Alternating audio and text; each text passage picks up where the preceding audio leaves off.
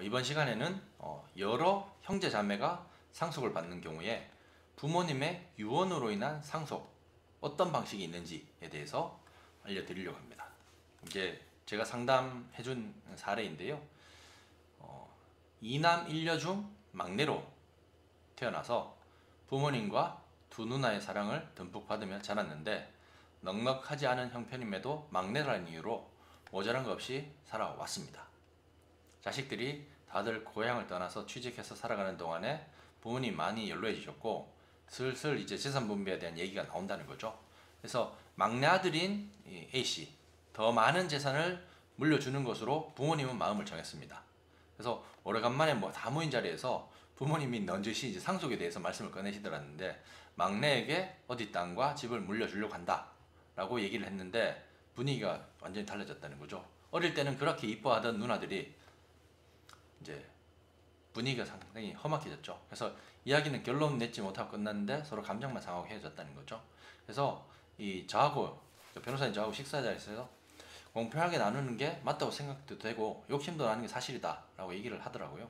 그래서 저는 우선 부모님과 상의해서 생전에 증여를 받거나 또는 유언을 통해서 상속받으라 라고 얘기를 했습니다. 근데 이제 문제는 먼저 부모님한테 그런 말 꺼내는 게 쉽지 않을 거다 라고 얘기를 하더라고요. 그래서 마음이 이해가 되는데 이런 것처럼 이제 상속이라는 게 굉장히 예민한 문제입니다. 그래서 만약에 상속인들끼리 원만하게 합의가 이루어지면은 문제될 것 하나도 없는데 법이 어떻고 저쩌고 얘기할 필요도 없죠. 하지만은 이 막내 아들 같은 경우에는 원만하게 해결될 가능성은 낮아 보입니다. 특히나 누나 두 명이 결혼을 해서 매형이 있는 상황이기 때문에 증여나 만약에 부모님 유언이 없는 이상은 부모님과 막내가 원하는 정도의 상속은 어렵다고 볼 수 있겠죠. 그래서 상속이라는 게 형평성도 당연히 중요하지만은 물려주는 사람의 의사도 매우 중요하다는 거죠. 그래서 민법이 유언을 통한 상속, 유증에 대한 조항을 두고 있습니다. 제가 오늘도 유증에 대한 자문회를 받은 상황인데요. 유언에 대해서 가장 궁금한 게 아마 방식 그리고 효력이 있는지 어떤 건 이게 제일 관심이 있을 텐데 유언에 있어서 가장 기본적인 것은 요식성, 그러니까 방식이 굉장히 중요하다. 방식을 요하는 행위다라는 거죠. 그래서 법에서 정한 방식에 의한 유증이 아니면 효력이 없다는 겁니다. 유언의 방식에는 지금 5가지가 있는데 본인이 직접 쓰는 자필 증서에 의한 유언, 또 녹음을 한 녹음에 의한 유언, 그다음에 공정 증서에 의한 유언, 또 비밀 증서에 의한 유언, 또는 구수 증서에 의한 유언, 총 5가지가 있는데 이 방식 5가지 외의 방식으로 한 유언은 모두 효력이 발생하지 않는다. 무효라는 얘기입니다.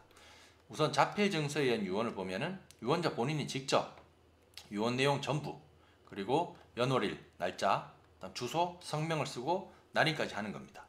그리고 이때 반드시 유언자 본인이 직접 손으로 써야 하는 거기 때문에 다른 사람이 대필한다든지 또는 타자기, PC로 쓴 부분이 있다면 유언 전체가 무효가 된다는 거죠. 이름도 반드시 자필로 써야 되고 날인도 도장이나 지장을 직접 찍어야 된다는 겁니다.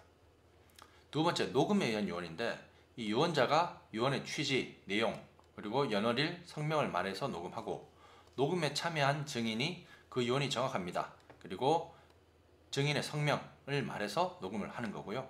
동영상 촬영하는 것도 녹음에 해당하게 됩니다.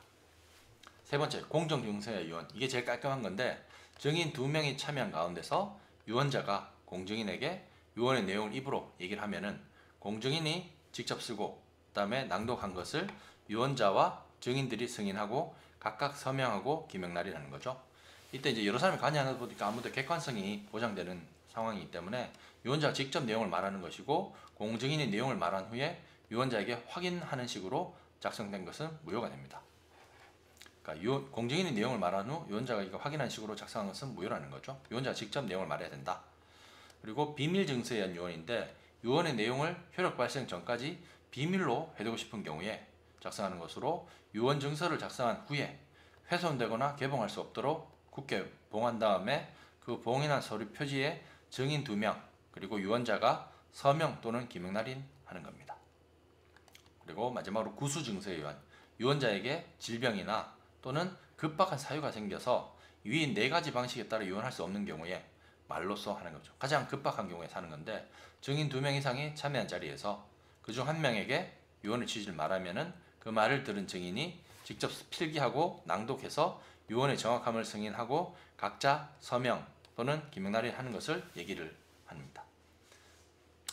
그래서 유언의 어떤 방식과 효력에 대한 것은 이렇다라는 말씀을 드릴 수